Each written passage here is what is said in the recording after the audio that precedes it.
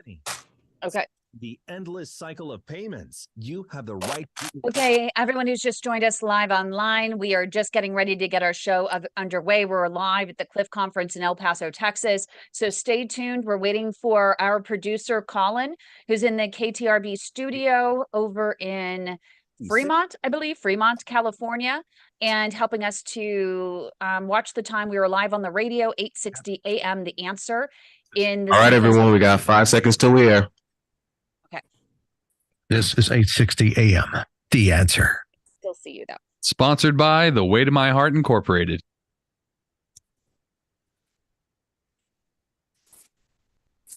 Welcome to the Heart of Innovation. 60 minutes that could save life and limb with new breakthrough ideas and innovation changing the healthcare landscape. Brought to you by patient advocacy group, thewaytomyheart.org, in partnership with Abbott. Here are your hosts for the Heart of Innovation, Emmy Award-winning journalist and founder of The Way to My Heart, Kym McNicholas, and interventional cardiologist and founder of the Save My Piggies Health Education Series, Dr. John Phillips.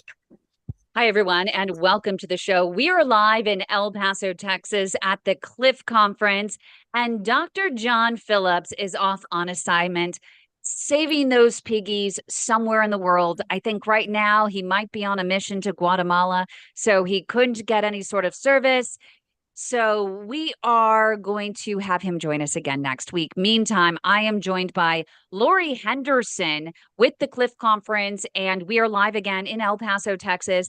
I just got off stage. I had the amazing opportunity to present at this conference and share the patient's experience and the importance of advocacy to our audience of about 150 people. So it was really exciting. Do you want to tell us a little bit more about this conference and why it's so important to saving life and limb?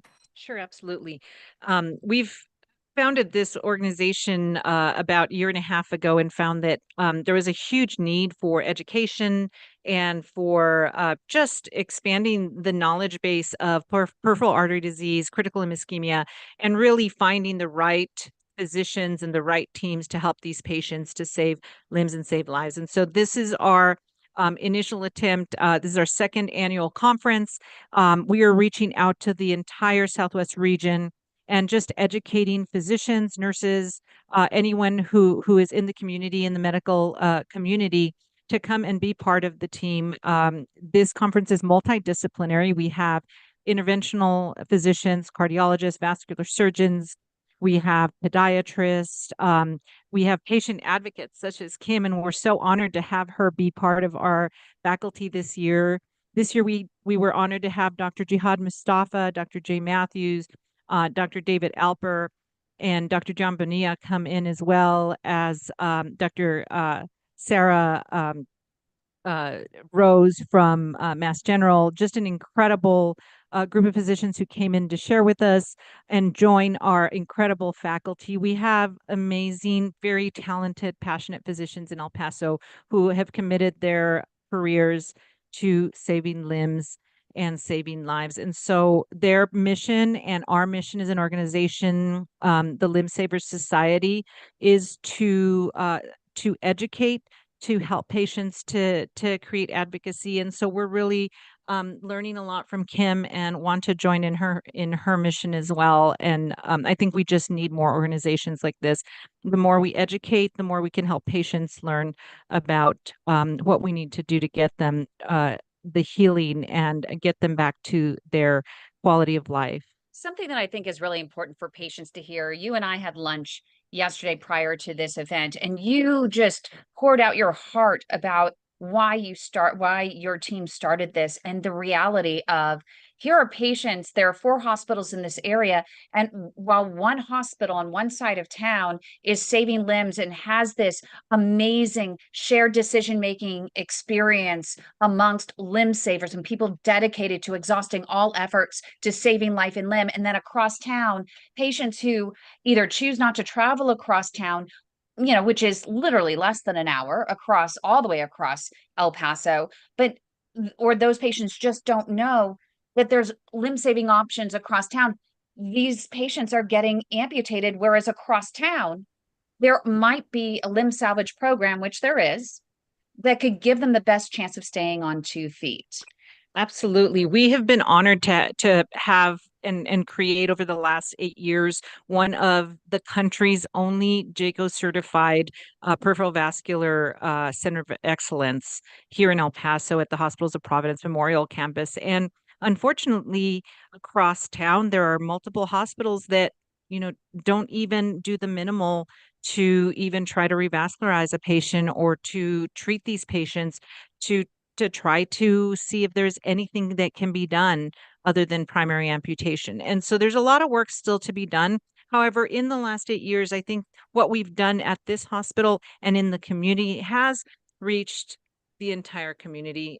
As a whole, the community knows to send their patients to this hospital primarily for, with this patient population, but you have patients who will present to other hospitals. And so there's a lot of work to do to try and get these protocols and these policies and get this type of treatment to be equal in all hospitals, because it shouldn't be that amputation lottery that we have still in many hospitals across the country. I think there's a lot of work to do. And so far, I mean, you have all of these physicians and clinicians from across the area, whether they're in podiatry or whether they're in vascular or even in pain management. We're going to get to, Dr. Rivera, Efrain Rivera, in just a moment. He's sitting alongside me, and we're going to talk about chronic pain when it comes to vascular and beyond. You have all of these different doctors and clinicians here. Have you heard anything thus far? We're now halfway through the conference where people have had any sort of aha moment, any sort of moments of inspiration or impact thus far in the morning? I think honestly, the most amazing, every presentation has incredible information in it, and it was really impactful to hear Dr. Mustafa share what he's been through and how he got to where he was starting 15 years ago. And so he's been an inspiration and mentor to us. So that was an incredible presentation. And just what he said about the second opinion. These patients have to know that it's okay to get a second opinion, and it's necessary for patients to be able to be their own advocates, and for us as clinicians to be able to help patients through that process.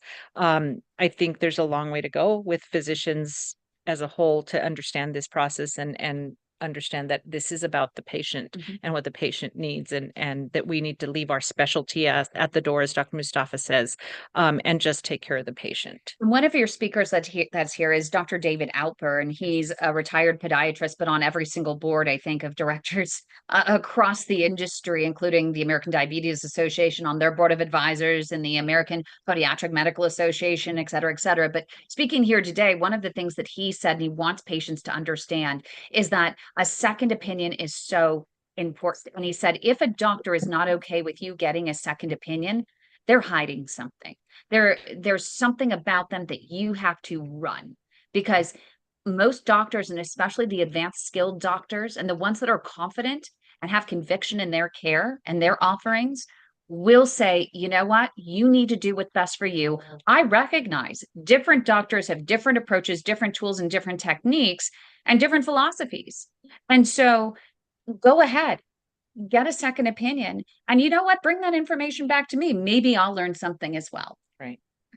And again, it's about the patient. And so I think as we not only teach patients to seek these second opinions or to seek what they need for their care, we need to teach them also to be advocates for themselves, because I find that patients will take an opinion, will take a word as basically law, and they will just go away, or sometimes they won't even go follow up with their appointments. As you said, you had a patient that you had to basically walk into the office and get the appointment for them. So it's really important to teach them about being self-advocates and having their families be involved in getting the care that they need as well. So important. And if they want to find out more, or people want to participate in maybe next year's conference or any other events throughout the year, is there a website or anywhere they can go to find more information? There is. We have a website. It's cliffconference.com. You are listening to The Heart of Innovation with Kym McNicholas, live from the Cliff Conference in El Paso, Texas. We will return after these messages. Don't go anywhere.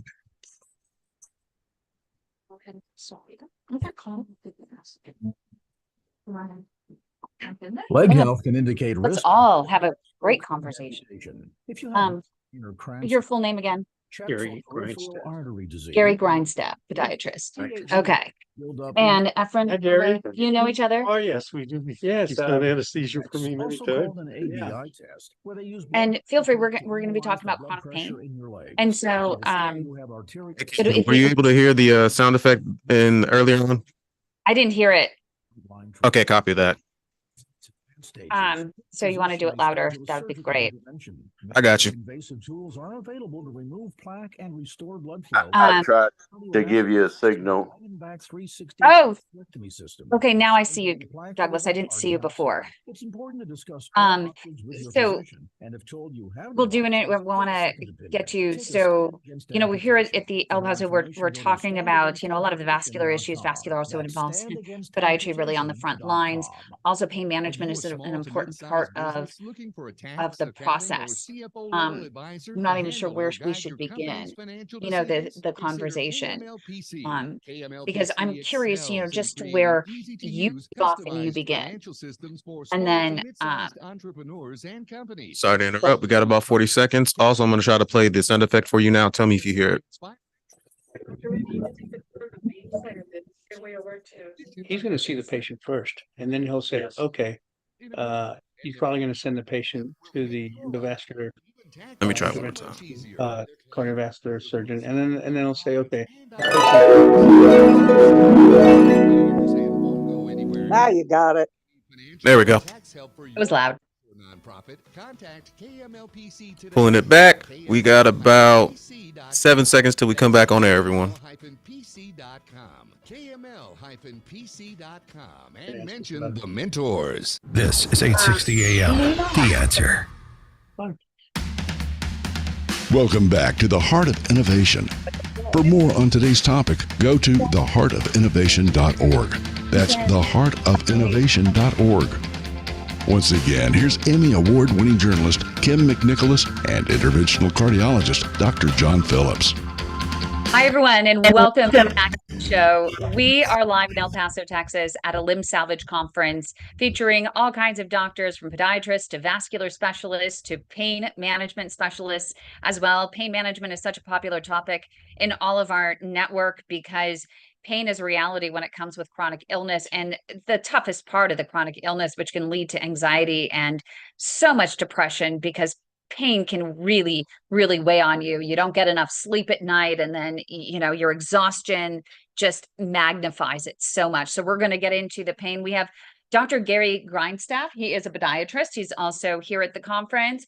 And we have Dr. Efrain Rivera, who is a pain management specialist, and I'm sure he's going to be quite popular during this entire broadcast. We'll probably have a few questions that might come in from our live studio audience from around the world. But I want to get started, you know, here. I think, you know, before a patient ends up on your lap in pain management, when it comes to especially vascular, they end up frontline. The person has a wound possibly, or they have pain in their foot. They're sent from the primary care to a podiatrist, correct? That's correct. We see these people on a daily basis. They present, the most common presenting complaint is pain. It's not that even necessarily that they have a wound or that they have tissue that's about to ulcerate. I've had people come in with a gangrenous toe and oh, why are you here? And they say, well, my foot hurts. They don't even tell you that their toe is turning black. No. And so we see them very frequently first. We see them oftentimes that have back problems, they're getting pain in their foot, and they think it's their foot that's the problem. Right. And as we mentioned here at the conference many times about their venous stasis, their ulcers or pain can be from vascular problems. Right. And so we end up seeing them first, and as we move through the process, Dr. Rivera gets involved in treating these people's chronic pain. Yeah, you brought up a really good point when it comes to the back issues. And I learned from with my dad, we went to the podiatrist and he was feeling some numbness in his toes. And the doctor had a chart up on his wall of the leg and the foot. And you could actually see which nerves actually led to foot pain. And I thought that was fascinating. I wish that every single patient had a chance to look at that and be able to help them understand what's vascular versus what might be stemming from a spinal problem or sciatica. Well, one of the biggest failures of medicine is people that come in with pain or complaints such as this, and oftentimes they're seen and no one even takes their shoe off. Oh, yes. And that's where you mentioned that, they don't tell you that they have a gangrenous toe. They're saying their foot hurts, and no one ever says, hey, take off your socks. I mean, I'll never forget when I was a resident. I remember having a gentleman come in at LA County Hospital, and he had gangrenous toes for months. And I asked him, I said, well, didn't you think something was wrong? And what made you come in now? And he said, well, my wife made me come in and she said it was smelling. Oh no, we're talking about wet gangrene at that point. I had a friend of mine that was in a case and in Utrecht in the Netherlands, and the patient came in with a black bag, literally rubber banded and tied on to her leg. And it was like, how do you wait until it gets to that point? And the patient said, well, I have this bag on because my leg smells. Well, at that point, you're guaranteeing amputation. Why didn't you get in sooner? How is it that some of these patients do end up waiting? Well, in the diabetic patient's case, frequently they have no pain. Right, because of the neuropathy in their leg and foot, they have no pain. And the way they think of things, and pain is our friend, actually. I mean, because it warns us that something is wrong.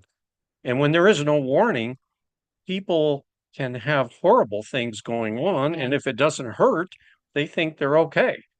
And I mean, this is a daily experience that we see here in El Paso, is people with severe neuropathy. I had a patient who, during the hot summer here, on one of these flat roofs with tar paper on it, he had a swamp cooler that didn't work, and he decided he needed to go up and fix it. Walked up there without his shoes on and just socks, and second-degree burns on both of his feet. Wound up losing a leg because of his neuropathy, and he didn't even know that something was wrong. And it's a very sad story. And it brings us to the importance of making sure that patients, if they have any sort of diabetes, type 1 or type 2, starting at age 40, making sure that you go in and you say, hey, doctor, check my feet, check my pulses. I can't feel. Recognize that you have the neuropathy and make sure that you have someone else that is checking your feet on a daily basis and making sure they're checking the pulses. This is vitally important. And so do you find that, a lot of these patients, they end up coming in late, and so they're a toe stub away from amputation, and by the time they end up with a wound, especially, the tissue's already dying, the nerve damage is already there, and so while a doctor might be able to open up some of the vessels, it doesn't get rid of all the pain. That's very common. By the time they have serious wounds, usually they could have infections that have proceeded into the bone, and they could need surgeries and even minor amputations. But all these things, even when we say we amputate a little toe, it changes how you walk. It changes the pressure on things. And now you start developing problems elsewhere. And I think with neuropathy, one of the big things that people don't realize is that not only does the skin lose sensation, but the little tiny muscles in the foot are paralyzed because there's no innervation to them, and you start to develop deformity of the foot. And then the deformity leads to pressure, which then leads to skin compromise and ultimately ulceration, which then can become infected. And then we get into the hospitalization and all the problems that we see on a daily basis. Thank you so much, Doctor. We really appreciate your perspective on that. And of course, we're going to get into more of what you can do for pain relief in these situations in just a moment with Dr. Efrain Rivera. You're listening to The Heart of Innovation with Kym McNicholas, live from the Cliff Conference in El Paso, Texas. We will return after these messages.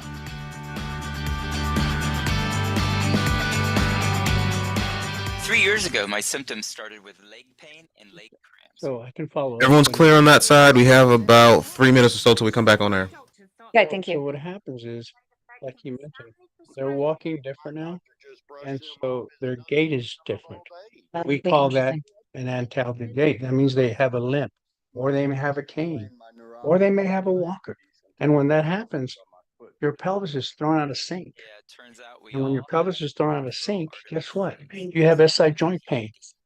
Down, and if you have downward spiral. You have Then you don't walk or because you may have muscle spasms because of the way you're walking, and that throws your lumbar spine off, and then you're having lumbar spine pain and SI joint pain, and then you're having knee pain. So if you're not walking, He's so right, Kym. I walk with my cane, you know that, and I have a severe limp because all the surgeries in that left leg, and I have to go to the chiropractor because my hips come out of all the time. Yep, and it's just like literally, it's a domino effect. So, we have a big question too. At thewaytomyheart.org or call about pain, because each of us go back to that part about when do, as somebody with pain, when do they go to the doctor? Because some of us can handle a 5, some can handle 6, some can handle 2, some can handle a 0. Yeah, so we'll get to that in a moment. We're gonna do one more, and then you can I can say Douglas, our associate producer, has some questions from the studio audience. Douglas, do you want to jump in with the question? And if anyone has a question or wants to just mark in the thing, and then Douglas will call on you and have you jump in with your question or insight. You don't even have to have a question, but you can share your perspective like you just did, Marie. But just let Douglas know that you want to jump in, and so he'll say, hey, Kym, we have a question or some insight that Marie from our studio audience wants to share. Well, I do have a quick question. What he was talking about with the hips, what's the way to correct that? The physical therapy? Just let everyone know, we have 1 minute till we air. How do you correct walking crooked?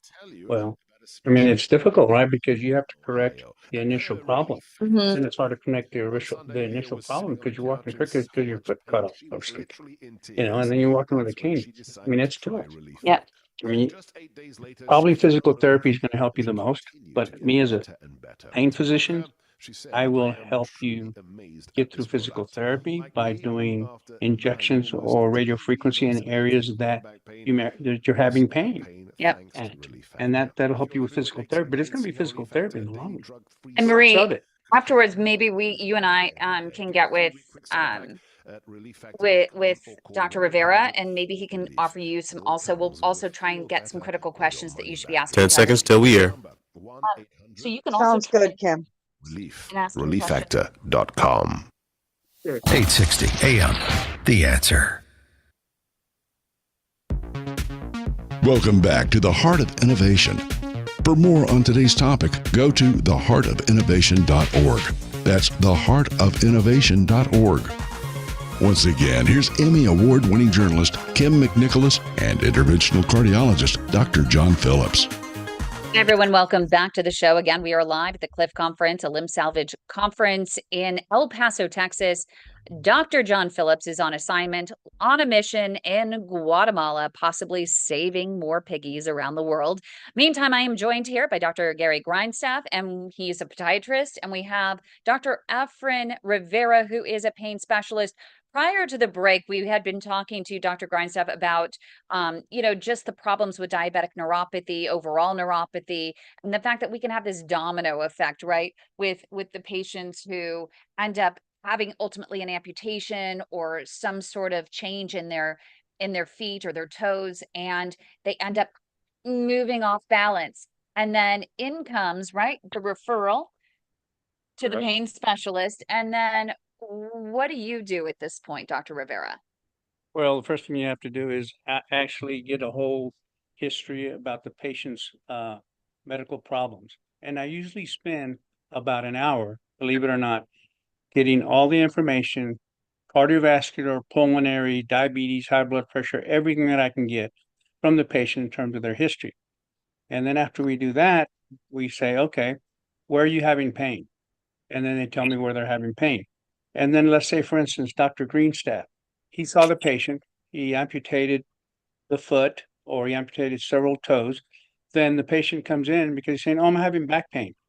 Okay, so that's a clue because I know that, like doctor mentioned, when you have some of your toes are missing, you're not gonna walk like a normal person. You're gonna either walk with a cane, you're gonna walk a little crooked, you're gonna walk with a limp, and then your pelvis is gonna be off kilter. Then you may wind up having pain in your knee, pain in your SI joints, or pain in your lower back. Do you or ever pain find in it's your like hip. this domino effect, right? It's We like a always, domino effect, right? correct. It seems like once you have one thing, it just this cascade of one thing after another after another. And the thing is that is correct. So what happens is these people already are older people, so they've already generated some degenerative disease throughout their joints. And so they're more prone to having pain in those joints if they're not walking like a normal person. And they're not going to be walking like a normal person after they had their toes cut off. So then they come to me for pain. And so I have to evaluate them really good, get the history and physical, and then we sit down and we talk about, okay, what surgeries have you had? And back surgery, any kind of other spine surgery. Oh, you had foot surgery. Oh, okay, let me take a look at your foot. Okay. And I do the entire physical exam like any other pain physician would do, from head to toe. And so we find out, okay, well, you're walking crooked because the doctor amputated your foot. Okay. And so now let's see where you're having pain. Are you having pain in your SI joints? Are you having pain in your lumbar spine, your cervical spine, your hip, or your knee? And so I examine all these joints and then they'll tell me where they're having pain. And then we can make a plan as to what medications I can give them and what injections I can give them and whether I can do radio frequency to certain parts of the joints to help them get longer pain relief. It's interesting because that's one of the top complaints from patients who have peripheral artery disease, which is those blocked arteries and mainly the legs, is that they can no longer get access to a lot of pain medications. Gabapentin doesn't cut through some of this pain. Tylenol doesn't cut through most of the pain.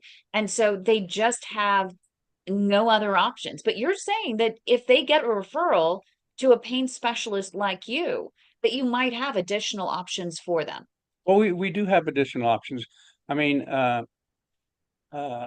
we have more higher potency, longer acting narcotics. Well, they're narcotics, they're opioids, and they can help the patient in the long run.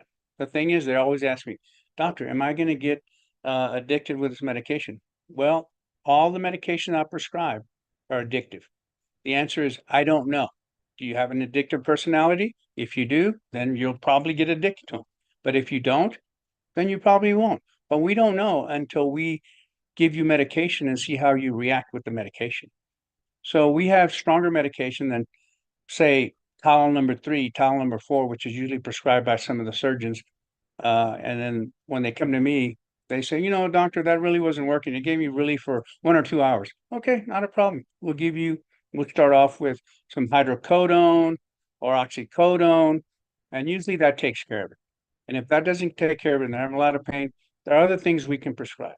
Right, but those are really temporary because ultimately those are just something to get you through, right? They're not supposed to be a long-term solution. They're supposed to be a step towards getting you to therapy, getting you what you need in order to mitigate the source of that pain? Okay, the answer to that is yes and no. Okay.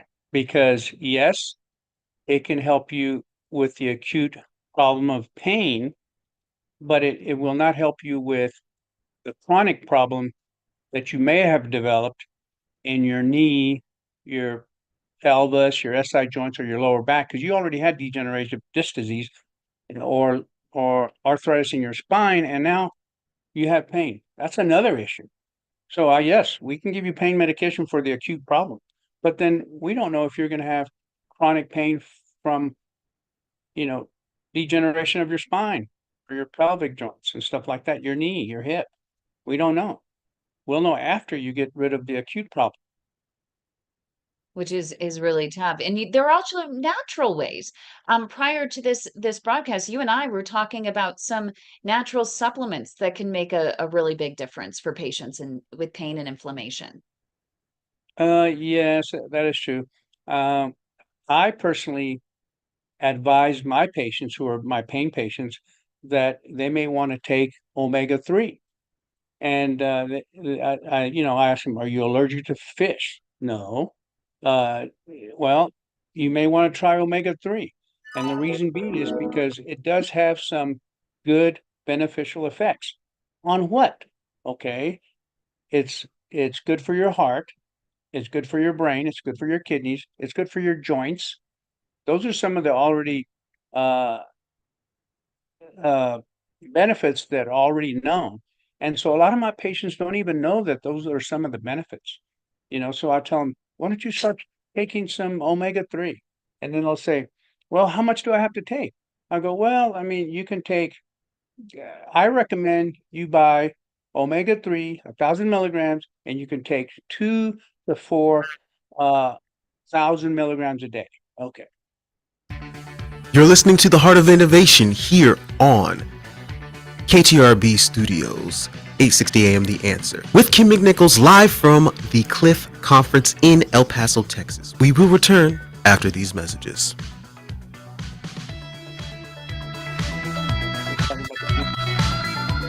Medical notepad. Everybody is clear. We have, let's see, 2, 3, 4 minutes till we come back on air.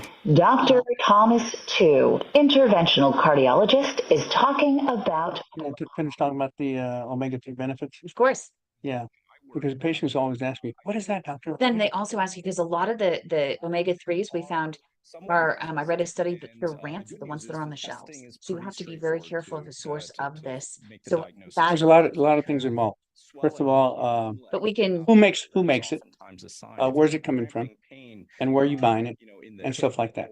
So there are, all that stuff. So we can talk about that in just. But the answer to that is, you have to make that decision yourself, because unless you want to go and see, okay, is this a reputable company that makes omega-3, or is this a company that makes omega-3 in China where they contaminate everything? You know what I'm saying?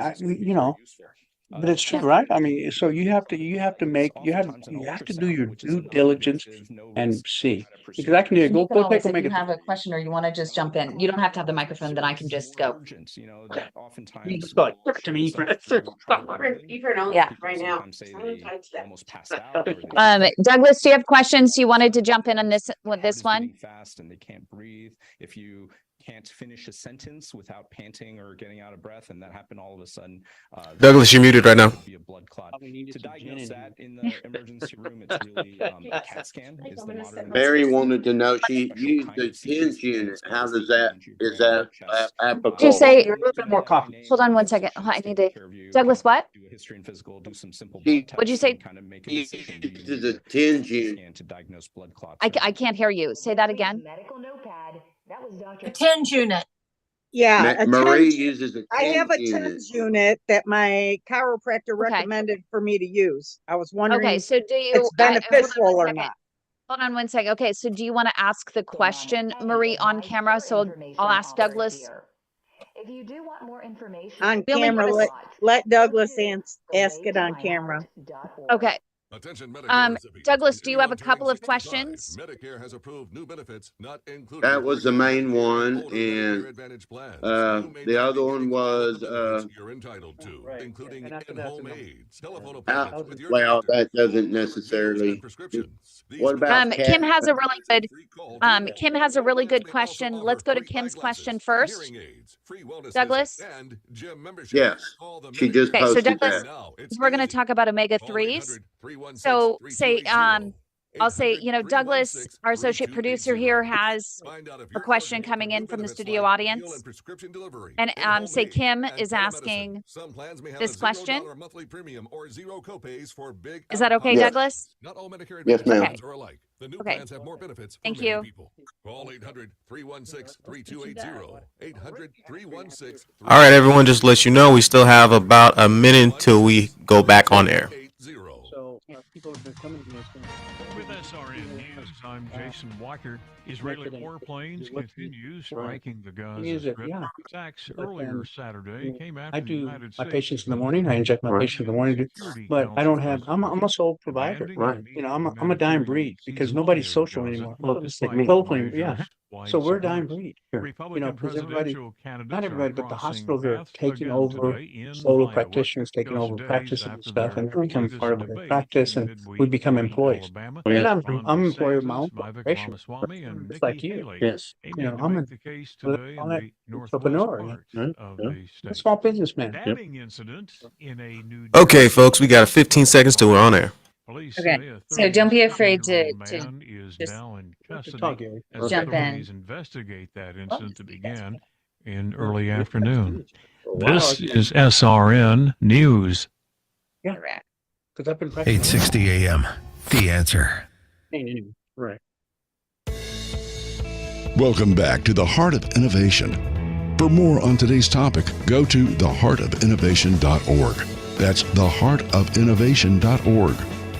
Once again, here's Emmy Award-winning journalist Kym McNicholas and interventional cardiologist Dr. John Phillips. Hi, everyone. Welcome back to the show. We are live in El Paso, Texas at the CLI-F Conference. It's a limb salvage conference. I am here and joined by a podiatrist. We have Dr. Gary Grindstaff, and we also have a pain management specialist, Dr. Efrain Rivera.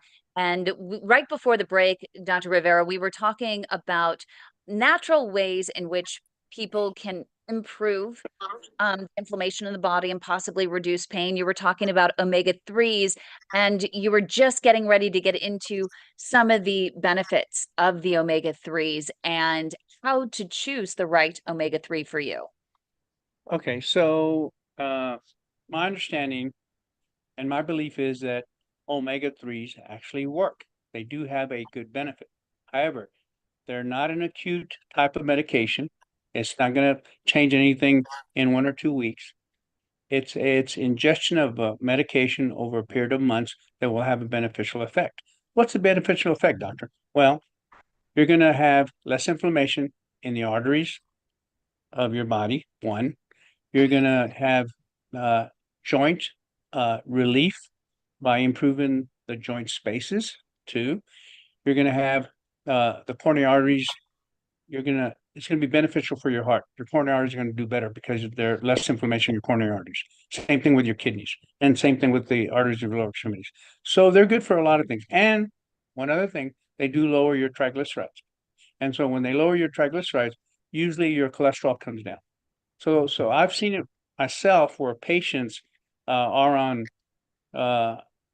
lipid lowering medication, and I say, look, let's give it a try. You don't need to be on this because you're getting a lot of muscle pain with these lipid lowering drugs, because that's one of the side effects, myalgia, muscle pain. So we take them off, we give them high doses of omega, and 3 months later, they're not having the muscle pain, and their cholesterol is less, and their triglycerides are less. So bingo. Okay, so that's a win. You know, I could testify somewhat to that with the statin drugs. I've taken muscle pain. I've taken a Storvastatin for years. Right. And not only do I have muscle pain at times, You cramps. can figure it out. Yeah. You can figure out why you have muscle pain. Yeah, at first I didn't know why I was getting these cramps. Right. And like people my patients used to ask me all the time, doctor, why am I having all these cramps? And I'll ask them if they're on cholesterol lowering medication. Sure enough, most of them are. So it's not an uncommon effect. Yeah, I know. I've seen that with my patients. And another medication that is prescribed rampantly across the diabetic population is metformin. Yes. There are people that take high doses of metformin, 1,000 twice a day, 2,000 twice a day, stuff like that. And I'm their pain doctor, and they're saying, doctor, I'm having pain in my shoulders, I'm having pain in my legs. And I go, well, let's see your medications. I look at their medications, they're on metformin. And I say, metformin may be the one that's causing you all the muscle pain. And sure enough, with the cooperation of their family doctors, can you put them on something else? And let's see if the muscle pain, they get off the metformin, and within a month or two, they don't have the muscle pains anymore. So that's another medication that causes, myalgias, muscle pain. Well, and we see people all the time also that present in our office with earlier forms of diabetic neuropathy where they have burning pain in their feet, and they're usually have been taking gabapentin prescribed by their family doctors. Almost all of them will say, at first it helped, but now it's not helping. Okay, so that's very interesting. Diabetic peripheral neuropathy in diabetics.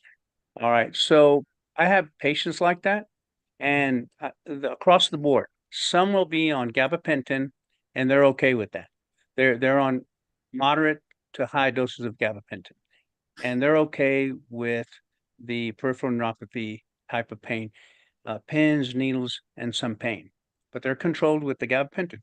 And then on the other side, I have people that are on gabapentin and pregabalin, and they're still having the diabetic peripheral neuropathy. It's not spinal pain. It's not lumbar nerve pain. It's peripheral neuropathy. And so I say, okay, so let's see what we can do. All right. So the first thing I do is let's see what dose you're on. I max them out on their doses. And if they're still having pain, then I say, okay, the FDA 2 years ago approved a spinal cord stimulator for diabetic peripheral neuropathy. And so that is a suggestion.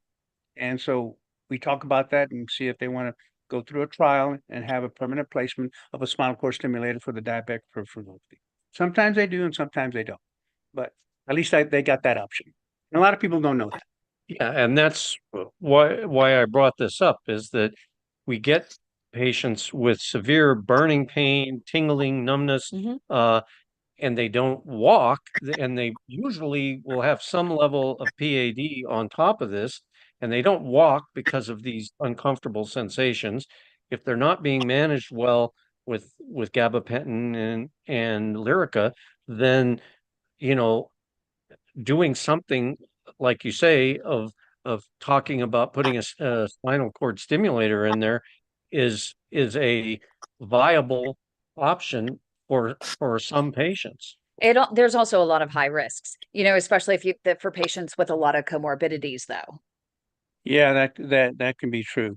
But one thing that we didn't talk about was prior to doing that invasive spinal cord stimulator, there are other medications that came out recently where you can apply a film over the dorsum of the foot and the plantar aspect of both feet.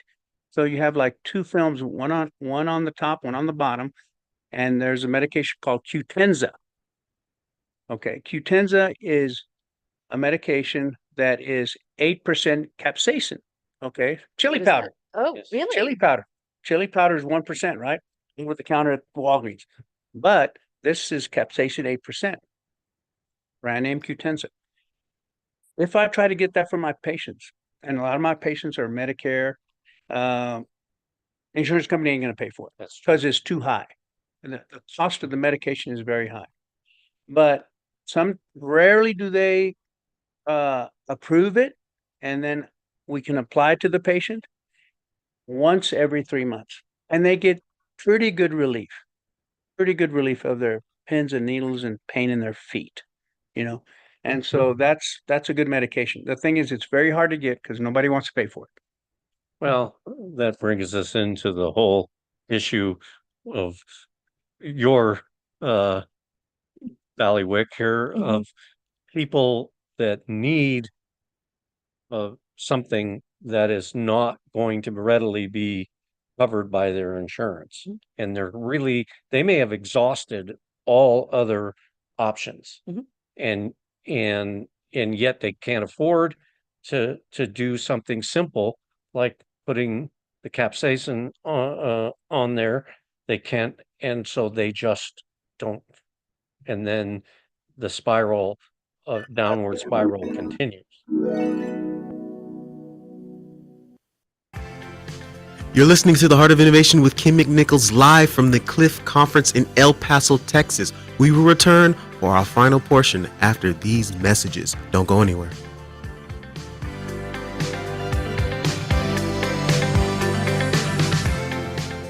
It could be the best years of your life.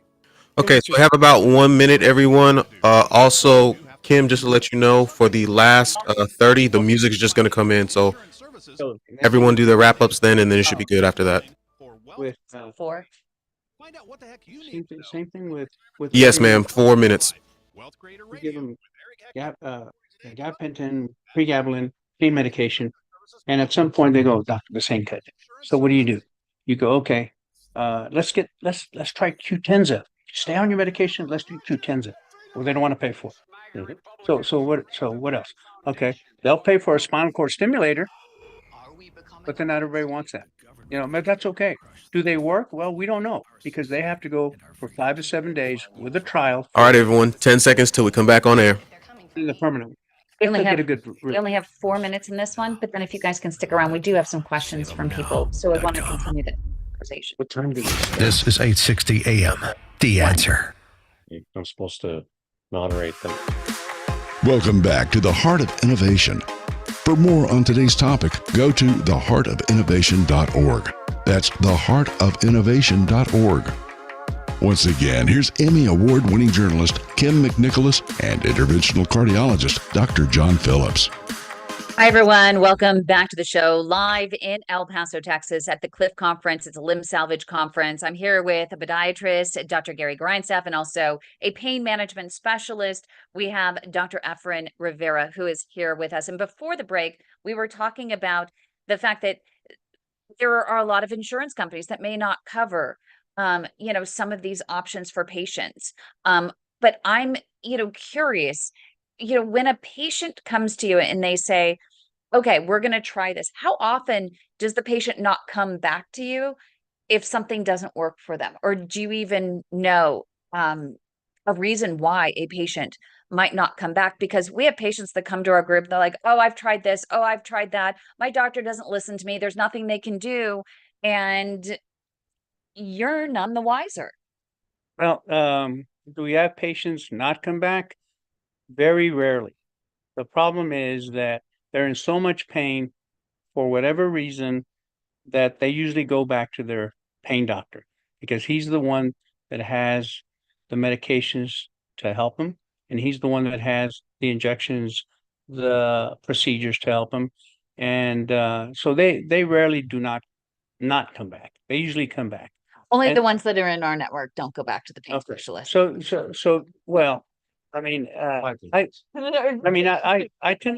been lucky here in El Paso, Texas. Well, you're really kind, but you seem like you spend a lot of time to really listen to them, which, before we close out, I want you to tell everybody what are the criteria that people should use to determine if a pain specialist is right for them?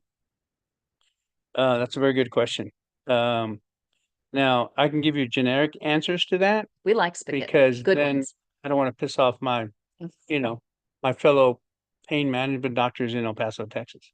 But anyway, so the answer to your question, just like any other physician, if you go there and you feel the office is a nice place you'd want to be and sit and wait for 30 minutes to an hour, because sometimes that's what it takes, and the staff is treating you nicely and they're not always in a bad mood or anything like that. One thing the front staff, the medical receptionist, the intake people, they have to be nice to the patients, regardless of what office it is.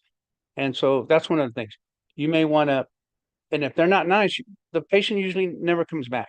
Okay. And then the doctor is so important because he has to sit down and listen to his patient.